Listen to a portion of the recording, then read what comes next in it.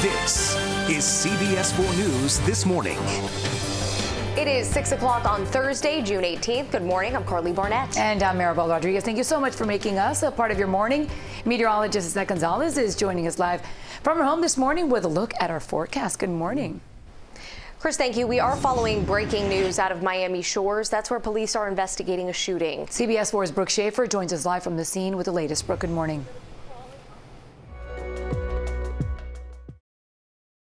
If you're not going to take personal responsibility, we certainly are going to call you out for it because lives are at stake here. Miami-Dade's mayor issuing a word of warning to South Florida business owners who are breaking the rules of reopening restaurants and stores. Mayor Carlos Jimenez says there will be an increase of enforcement as coronavirus cases keep climbing. Well, yesterday, Florida reported more than 2,600 cases statewide. And while it's less than yesterday's numbers, it is still much higher than where we were a week ago. Health officials say 1 out of every 10 tests is coming back positive. CBS 4's Peter Dench has more on the mayor's message and how many businesses are following the rules. If you're not going to take personal responsibility. Peter Dench, CBS 4 This Morning. Mayor Jimenez says Miami-Dade police in the last month has checked thousands of businesses for compliance. He says if you see a business that is not following the rules, you can call 305-4-POLICE and they will follow up. The coronavirus pandemic has the governor issuing an emergency order. Governor Ron DeSantis issuing that executive order, which impacts the upcoming Florida primary and general elections. According to our news partners at the Miami Herald, the order allows the state's election supervisors the ability to begin processing mail ballots earlier than what's allowed under Florida law. It also allows poll workers to work in their home counties and encourages officials to create established plans to keep polling places sanitized and have voters follow social distancing guidelines. He's also encouraging Florida school boards to the chance to close schools in order to accommodate voters. The calls for change are continuing across South Florida. City commissioners in Hallandale Beach held an online meeting to discuss a possible reallocation of funds. This comes after their SWAT team stepped down following Police Chief Sonia Quiñones taking a knee with protesters. During that meeting, commissioners played more than 30 voicemails from residents. Some called for the team to be disbanded, others for the team to be reinstated. City Commissioner Michelle Lazaro gave her support for Quiñones during the meeting. Chief, if you feel you need a SWAT department, I support you. If you feel you don't need a SWAT department, I support you. I agree with the mayor. The way this went down was totally unacceptable. The commission did not take any action yet. Quiñones says neighboring agencies will pick up SWAT calls for now. And in Atlanta, thousands of protesters held a sleep-in outside of the Atlanta City Jail after the district attorney announced that Officer Garrett Rolfe would face murder charges for the shooting death of Rayshard Brooks. Today, Rolfe and another officer facing charges in Brooks' death are scheduled to surrender before 6 p.m. tonight. CBS 4's Michael George reports. Prosecutors say Rayshard Brooks, CBS News, New York. The Atlanta Police Department is now denying reports of a massive walkout by officers after the charges were announced, but it did say it was dealing with a higher than normal number of officers calling out sick. Time now just about 6:10 and the battle to stop John Bolton's book from being released as more details emerge. Coming up next, we see who else is trying to stop the book's release and what it's revealing so far. Also ahead, that 70s show actor Danny Masterson facing dozens of years behind bars after he's arrested for the rapes of several women. Plus, what's in a name? One South Florida man says his city and the county where he resides has a painful link to the past. Their story coming up at 6:30. Now, CBS 4 weather with meteorologist Lisette Gonzalez. Well, Lisette is keeping an eye on some rain, some storms today, and she's doing it from her new home weather center setup, Lisette. Fancy. Look at that. What do you think, lady? Do a little Vanna White there. Very nice. Thank you, Chris. Now on to the Trump presidency and another legal challenge to the controversial memoir due out next week from former National Security Advisor John Bolton. This morning, the Justice Department is asking a federal judge for a restraining order to stop its release. As CBS 4's Skylar Henry reports, they say that book is full of classified information. The White House memoir by President Trump's former national security advisor, John. 6:24 now, and here are the hot topics trending this morning on social media. From playing a vampire to playing a princess, one former Twilight star is now the star of a royal tale. Kristen Stewart, who was recently in the new Charlie's Angels film, will play Princess Diana on the big screen. The movie starring Stewart is titled Spencer, which is Princess Diana's maiden name.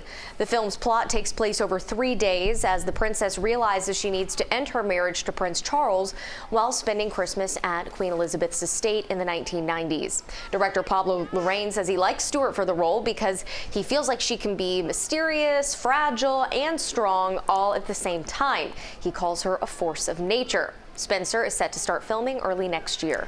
Keanu Reeves wants to go on a virtual date with one of his fans for not just the right price, but also for a very good cause. The John Wick, Matrix, Toy Story 4, and Bill and Ted star is offering a 15-minute Zoom call with the highest bidder of an auction that will benefit Camp Rainbow Gold, an Idaho-based children's cancer organization. The date with the 55-year-old Hollywood icon was originally valued at $10,000, but as of yesterday, the bidding was already at nearly $17,000. So if you're interested, you still have a few days to make a big bid. The auction ends on Monday. Well, the Baltimore Ravens will be strongly represented in this year's Madden NFL video game, with reigning MVP quarterback Lamar Jackson taking the cover spot. Jackson calls being on the cover and joining the list of all-time greats to share the honor a dream come true. The cover features a myriad of captions and quotes from Jackson, including his now famous "not bad for a running back" statement. Jackson also becomes the first football player from Broward and Palm Beach counties to hit that milestone. Madden NFL 21 will be available worldwide August 28th on different platforms. And there's always great videos and stories to see online. Check out more of what's trending on Twitter, Instagram, Facebook, and cbsmiami.com/webextra. Thank you, Chris. We are staying on top of some breaking news out of Miami shores. That is where police are investigating a shooting. CBS 4's Brooke Schaefer joins us live from the scene with the latest. Brooke, good morning. Several South Florida law enforcement agencies are already responding to calls for change. And this morning, a possible plan for nationwide police reform is working its way through Congress. But of course, no solution will come easy. CBS 4's Hank Tester has more on the reactions. Police reform is the hot ticket in Washington, D.C. And calls for change are continuing to grow louder in South Florida, including in one Broward County neighborhood. A Plantation resident has started a petition online with more than 7,000 signatures to change the city's name. Daryl August tells us that the name stands for a painful reminder of memories of slavery on the plantation. We've just been met with just some sort of really crazy hatred, just threats and comments on who we are as people, and it's just kind of like an ugly underbelly of just kind of how these types of things work. I think it's a time, right, where it's a social awakening, and I think it's just time for change. He has suggested renaming the city to Jacaranda, calling it a familiar and friendlier name, but he said a new name should be voted on by residents. Time now for this week's Miami Proud. Since the start of the coronavirus pandemic, we have witnessed how meeting basic needs became a challenge for many, and that neighbors do look out for one another. CBS 4 anchor Elliot Rodriguez shares one example how help arrived for a group of senior citizens. Thank you. That's a look at traffic. Carly, back to you. Chris, thank you for that update. 6:48 now. The pandemic has many of us coming up with some creative ways to stay entertained, which is why the South Beach Wine and Food Festival is turning to technology to celebrate its 20th anniversary. The program is called Sip with Sobe Wine and Food Fest. It's free and it's held by some of the top mixologists in the business. CBS 4's Lisa Petrillo is raising her glass for the story. Sip with Sobe Wine and Food Fest. Tail hour yet? I'm Lisa Petrillo, CBS 4 News. It's a little too early for us, but hey, but coffee take some time notes, for sure. Right? For 5 sure. o'clock somewhere. Another check on this morning's headlines is coming up next. And now here's a look at this morning's winning lottery numbers. Good luck, everyone. CBS 4 this Thursday morning. We'll be right back. Now here's a quick wrap-up of your Thursday morning headlines. Breaking overnight, a shooting investigation in Miami Shores. Chop Report was just over that scene on Northwest 104th Street near North Miami Avenue. From the ground, we see a BMW with a bullet hole in one of the windows. There were evidence markers on a car next to it that is now covered with a tarp. We're waiting on more information from investigators, and we will bring it to you just as soon as we receive it. Miami-Dade Mayor Carlos Jimenez says businesses will be shut down if they violate reopening restrictions. He also says enforcement by Miami-Dade police will be stepped up. The mayor says there has been a recent increase in both coronavirus cases and hospitalizations in Miami-Dade. He says protests as well as more testing and reopenings could be the cause of the increase. Mayor Jimenez also says there has been reports of people not wearing masks going into businesses and not social distancing. And city commissioners in Hallandale Beach held an online meeting to discuss a possible reallocation of funds, coming after their SWAT team stepped down last week following Police Chief Sonia Quinones taking a knee with protesters. During that meeting, commissioners played more than 30 voicemails from residents. Some called for the team to be disbanded, others for the team to be reinstated. The commission did not take any action yet. Prosecutors in Georgia have charged former Atlanta police officer Garrett Rolfe with murder and aggravated assault in the shooting death of Rayshard Brooks. This happened Friday night at a fast food restaurant drive-thru.